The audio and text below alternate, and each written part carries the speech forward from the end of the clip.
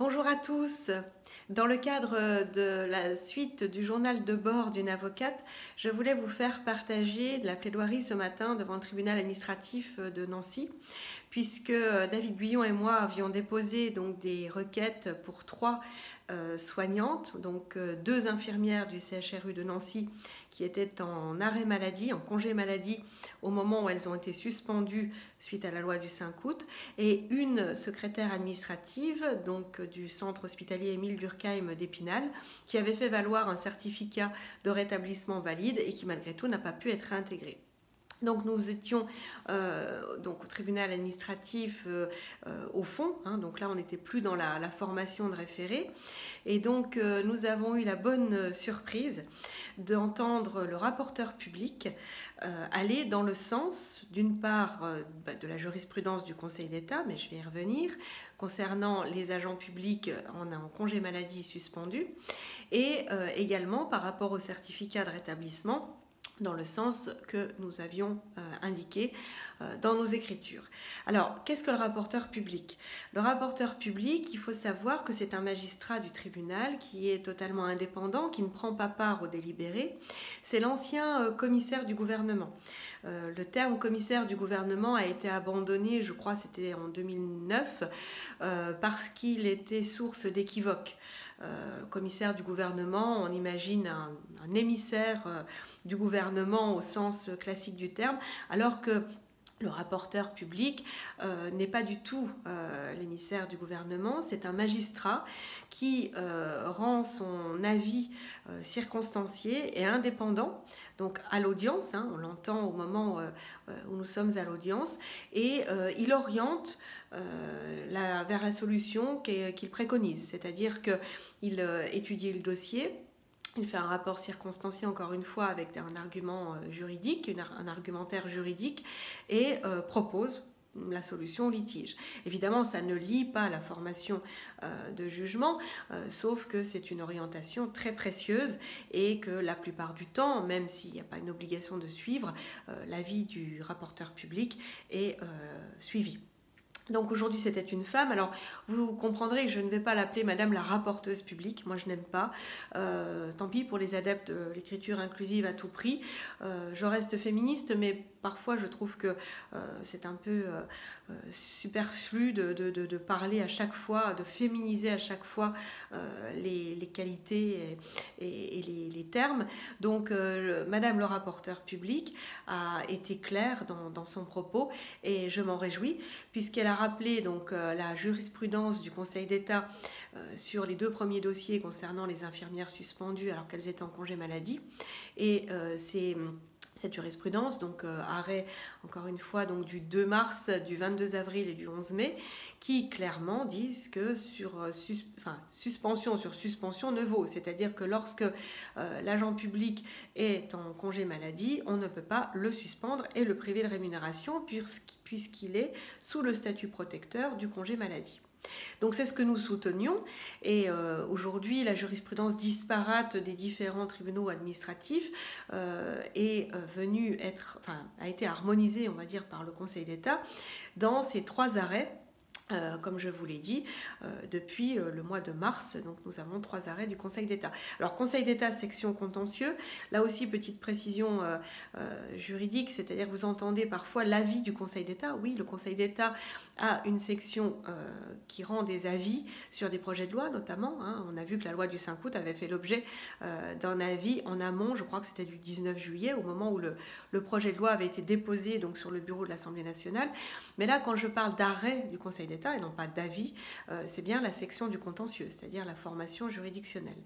Donc voilà, nous attendons le délibéré le 25 août, donc il faut encore être un peu patient. Je ne veux pas vendre la peau de l'ours avant de l'avoir tué.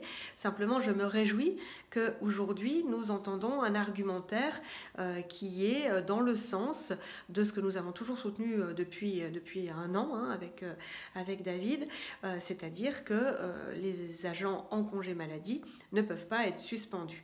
Donc là, la rémunération devra leur être versée depuis la date de suspension. Alors évidemment, à l'issue du congé congé maladie, on pourra leur demander de nouveau leur statut vaccinal. Mais en l'occurrence, là, on ne pouvait pas les priver de rémunération.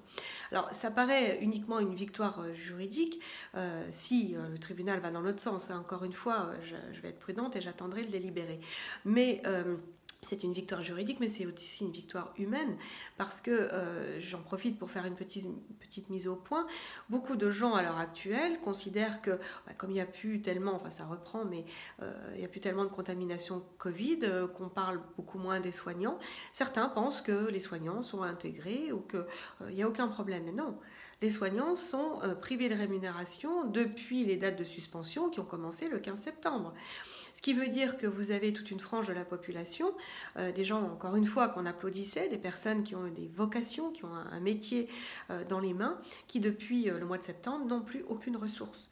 Donc vous comprendrez que financièrement, moralement, affectivement, familialement, enfin à tous les niveaux, cette situation est toujours aussi dramatique. Les arrêts au fond, les jugements au fond commencent à intervenir, la preuve ce matin, puisque on commence à avoir des jugements au fond. Mais voilà, le combat continue. Le combat continue, il n'est pas terminé, mais voilà, petite lueur d'espoir ce matin en entendant le rapporteur public. Dans le troisième dossier, alors là c'était donc une secrétaire médicale, je vous l'ai dit, qui le 8 décembre avait contracté le Covid. Alors pareil, je vais dire le Covid. Vous allez me dire que je ne suis pas très féministe. Si, je suis féministe, mais je sais très bien que le D veut dire disease et que ça veut dire maladie en anglais. Sauf que pour moi, c'est le coronavirus, c'est un virus.